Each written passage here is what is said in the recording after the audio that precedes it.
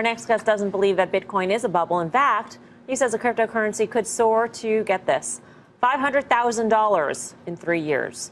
The always controversial John McAfee joins us now. John, great to speak with you. Great to speak with you. Thanks for having me on. How do you get to $500,000 in 3 years?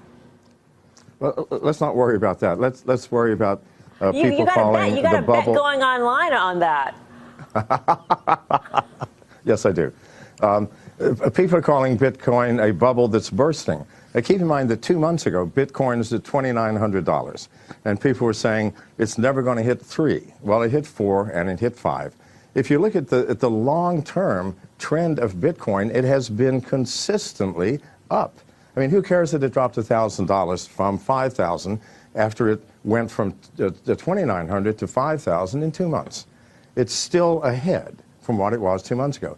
You know, my company is one of the largest miners in America, and one of the nice things about mining is it doesn't matter what the price of Bitcoin is. We still make money.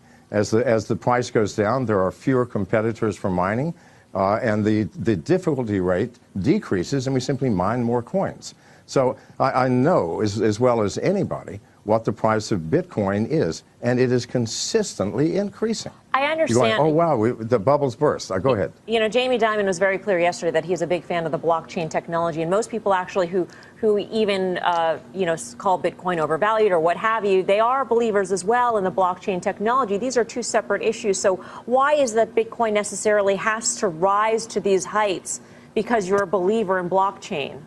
As you do, as you believe. Well, no, I don't think that the that the Bitcoin rise has anything to do with the belief in the blockchain. Okay. It simply has to do with the belief in cryptocurrencies. I mean, once you start using cryptocurrencies, whether it's Bitcoin or Monero or Litecoin, it doesn't really matter. You see the facility, you see the ease of use, you see that without a central bank control, the value of that currency depends upon the users of that currency. And why is Bitcoin growing so fast? Because it's getting more users. More people are believing. If I do a transaction with a credit card, I have to put in my name, my address, my credit card number, the code on the back, my billing address. Well, that takes 5 or 10 minutes, especially for someone my age. But with Bitcoin, it's 15 seconds. Give me your wallet address, here's the amount, done. Once you see the facility of cryptocurrencies, once you see how fast they are transacted, then suddenly fiat currencies, credit cards, central banks make no sense whatsoever. Maybe it's too easy, though, John. I mean, how do you...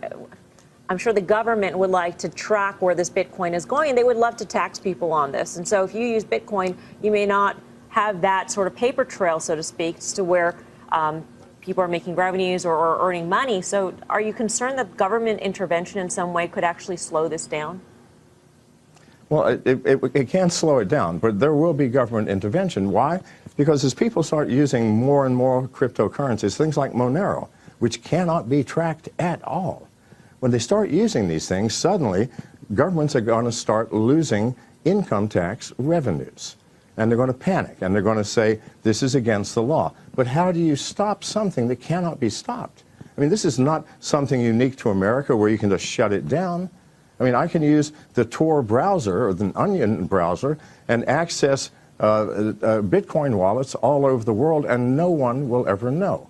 The government does not have enough enforcement personnel to ever stop Bitcoin, Monero, Litecoin, and all of the others. So they're going to have to face reality, find some other way to raise revenues. This is a fact. So, John, I got to ask you, because most people know you as a cybersecurity pioneer. They know the firm that is named after you.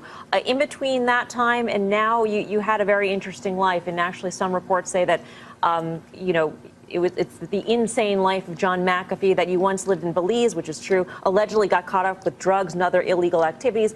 Bitcoin has a bad rap of being used in the underground. That's why people want to use it, because they want to conceal nefarious activity. Do you see that potential? Are you concerned about that as attracting government regulation? No, not at all. I mean, I'm still a security specialist, and I keep track of the dark web. Bitcoin is very seldom used anymore on the dark web. It has been replaced by Monero as the currency of choice, because Monero is absolutely anonymous, cannot be tracked, either sender or receiver of any transaction. They're literally invisible. So it's not Bitcoin itself, but cryptocurrencies as a general group of things that are being used on the dark web. And that will always be the case. Bitcoin used to be the one because that was the only one available, but not anymore. So Bitcoin is sort of out of the dark web and into the light. And 99.99% of its use is legitimate. So, you know, John, I don't know if you know about this, but, you know, Jamie Dimon watches the show pretty frequently. He's probably listening to you right now. I mean, do you have any words for him as to why he's got it wrong? I mean, would you want to place that same bet that you made on the internet with Jamie Dimon, for instance? No, I would like to say this, Mr. Dimon. I respect you, sir, for your position. You know, people who rise to your position are not idiots. However, sir, what is, you called Bitcoin a fraud. I'm a Bitcoin miner. We create the Bitcoins. It costs over $1,000 per coin to create a Bitcoin. What does it cost to create a US dollar? Which one is the fraud? Because it costs whatever the paper costs. But it costs me and other miners over $1,000 per coin. It's called proof of work. We have put massive amounts of computing power and electricity in creating these coins. Surely there's some value in that work that we did to create the coin. And the fact that Bitcoin is consistently growing in its use and in its value has to say something. You know, sure, it will rise and fall, and it is highly volatile, as all new technologies are. Right. And at the same time, it is certainly not a fraud. So you're pretty sure that you're not going to lose this bet that you have on Twitter? No, I don't ever lose bets. Sorry for my bets. All right, then. John McAfee, great to speak with you. Thank you.